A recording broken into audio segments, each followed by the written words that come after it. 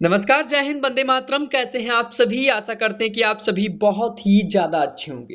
यहाँ पर आपको हमारे स्क्रीन पर दिख रहा होगा भैया, आशा कार्यकर्ताओं को लेकर, मानदेय बढ़ोतरी को लेकर, उनके सामाजिक सुरक्षा को लेकर लोकसभा में खुशखबरी निकल के आ चुकी है, क्योंकि लोकसभा में आप सभी को लेकर एक बार आवाज उठाया जा चुका है, जो कि आशा कार्यकर्ताओं के लिए सामाजिक सुरक्षा कवरेज को लेकर और उनके वेतन वगैरह को लेकर। अब ये पूरी जानकारी आराम से बताने वाले हैं, लेकिन चैनल पर आप नए हो तो चैनल को सब्सक्राइब कर लीजिएगा, वीडियो को लाइक भी कर लें और कमेंट बॉक्स में आप भी राय बता सकते हैं पूरी खबर जानने के बाद।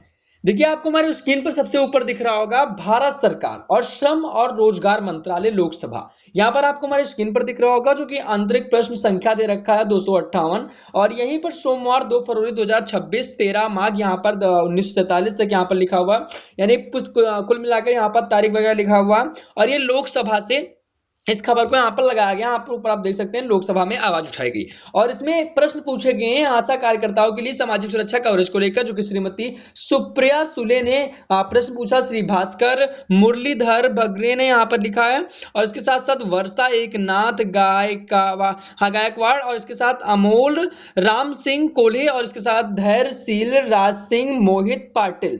तो यहाँ पर इन्होंने प्रश्न पूछे, और क्या श्रम और रोजगार मंत्री बताने की कृपा करेंगे। प्रश्न जो पूछे गए, पहले में पूछा गया, क्या महाराष्ट्र में मान्यता प्राप्त सामाजिक स्वास्थ्य कार्यकर्ता आशा को राष्ट्रीय स्वास्थ्य मिशन के तहत सामुदायिक स्वास्थ्य स्वयंसेवक के रूप में विकृत किया जाता है, यानी कि वर्गीकृत किया जाता है, और उन्हें वेतन संहिता 2019 के तहत कर्मचारी की परिभाषा से बाहर रखा जाता है। इसका मतलब जवाब पूछा गया, यदि हाँ तो तत्संबंधी ब्यौरा क्या है। और इसमें पूछा गया, महाराष्ट्र में आशा कार्यकर्ताओं की संख्या का जिलावार ब्यौरा क्या है। क्या विगत 3 वर्षों और चालू वर्ष के दौरान भुगतान किए गए प्रोत्साहन, लंबित भुगतान और रिपोर्ट के किए गए विलंब का ब्यौरा क्या है, इसमें पूछा गया। और इसमें पूछा गया, क्या सरकार ने महाराष्ट्र में आशा कार्यकर्ताओं पर कोविड-19 टीकाकरण अभियान, आयुष्मान भारत डिजिटल स्वास्थ्य मिशनों के दौरान बढ़े हुए कार्यभार के कारण पड़ने वाले प्रभाव का आकलन किया है, यानी कि जो उन्होंने काम बढ़ते किया है तो उसका क्या कोई आकलन किया है। उसमें पूछा गया कि नामांकन आंकड़ों पर दावा निपटाने सहित और प्रधानमंत्री श्रम योगी मानधन, पीएम एसबीआई, प्रधानमंत्री जीवन ज्योति बीमा योजना, इसके साथ पीएमजेबीआई, प्रधानमंत्री सुरक्षा बीमा योजना पीएमबीआई, और आयुष्मान भारत प्रधानमंत्री जन आरोग्य योजना एबी पीएमजेबीआई के अंतर्गत राज्य में आशा कार्यकर्ताओं को प्रदान की गई सामाजिक सुरक्षा कवरेज का ब्यौरा क्या है, इसमें पूछा गया।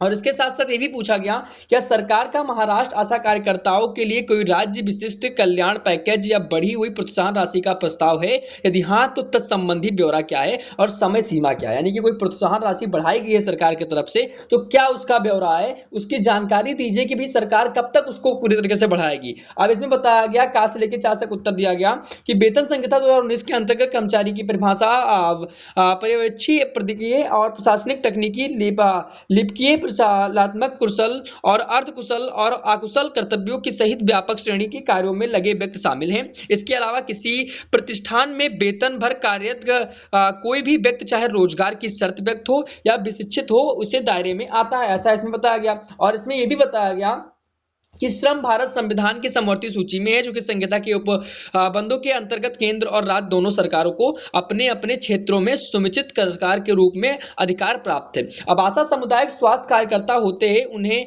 नियमित और आवर्ती गतिविधियों के लिए मासिक आधार पर निश्चित प्रोत्साहन प्राप्त होता है। नियमित और आवर्ती गतिविधियों के अलावा उन्हें विभिन्न राष्ट्रीय स्वास्थ्य कार्यक्रमों के अंतर्गत विभिन्न प्रकार की गतिविधियों के लिए कार्य निष्पादन आधारित प्रोत्साहन प्रदान किया जाता है, जिन्हें आवश्यकता और प्राथमिकताओं के आधार पर समय सीमा पर संशोधित किया जाता है।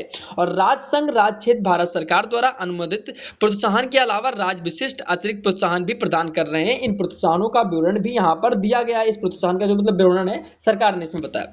अब इसमें आशा कार्यकर्ताओं के सहयोग प्रदान करने सहित सार्वजनिक स्वास्थ्य सेवा प्रणाली को सुदृढ़ बनाने की प्राथमिक जिम्मेदारी संबंधित राज्य संघ राज्य क्षेत्र राज्य सरकारों की होती है, यानी कि सभी की जिम्मेदारी होती है। और स्वास्थ्य एवं परिवार कल्याण मंत्रालय राज्य संघ राज्य क्षेत्र की उनकी कार्यक्रम कार्यान्वयन योजनाएं पीआईपी में राज्य संघ राज्य क्षेत्रों द्वारा प्रस्तुत आवश्यकताओं के आधार पर उन्हें समग्र समाधान संसाधन आवंटन भीतर उनके सार्वजनिक स्वास्थ्य देखभाल तंत्र को सुदृढ़ बनाने के लिए तकनीकी और वित्तीय सहायता भी प्रदान करता है। और इसमें बताया गया कि आशा कार्यकर्ताओं की संख्या का जिलावार विवरण केंद्रीय स्तर पर नहीं रखा जाता है। और इसमें बताया गया कि विभिन्न राष्ट्रीय स्वास्थ्य कर्मियों के तहत आशा कार्यकर्ताओं के समक्ष आने वाले कार्य के बोझ और कार्यान्वयन संबंधी चुनौतियों के आकलन करने के लिए महाराष्ट्र सहित राज्य संघ राज्य क्षेत्रों की आवधिक समीक्षा क्षेत्र आकलन कार्यक्रम निगरानी तंत्र जैसे समान समीक्षा मिशन और इसके साथ परिचर्या आयोजित किया जाते हैं। ऐसे आकलनों के आधार पर कार्यों को व्यक्तिगत बताने ही हेतु कार्य संपादन संबद्ध प्रोत्साहन शुरू करने में परिचालन बोझ के कम से करने पे दक्षता सुधार करने के लिए क्षमता निर्माण सहायता जैसे कदम समय समय पर उठाए गए हैं। और इसके अलावा राज्य संघ राज्य क्षेत्रों में आशा कार्यकर्ताओं के पात्रता मानदंडों के अनुसार प्रधानमंत्री श्रमयोगी मानधन, पीएमएसबीआई में प्रधानमंत्री जीवन ज्योति बीमा योजना पीएमजेजेबीआई और प्रधानमंत्री सुरक्षा बीमा योजना पीएमसीएसबीआई सहित विभिन्न सामाजिक सुरक्षा योजना के नामांकित किया गया है। अब आशा कार्यकर्ता उनके परिवार के सदस्यों की आयुष्मान भारत प्रधानमंत्री जन आरोग्य योजना एबी पीएमजेबीआई के तहत 5 लाख रुपए का वार्षिक स्वास्थ्य देखभाल कवरेज भी प्रदान किया जाता है। इसमें यह भी बताया गया कि सरकार उन्हें समय समय पर अच्छे लाभ देती है,